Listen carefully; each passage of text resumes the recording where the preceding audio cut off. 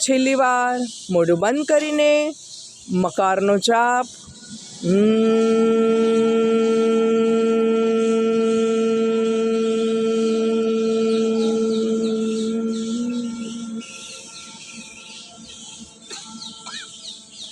હવે આપણે સાંખી મુદ્રા કેળવીશું.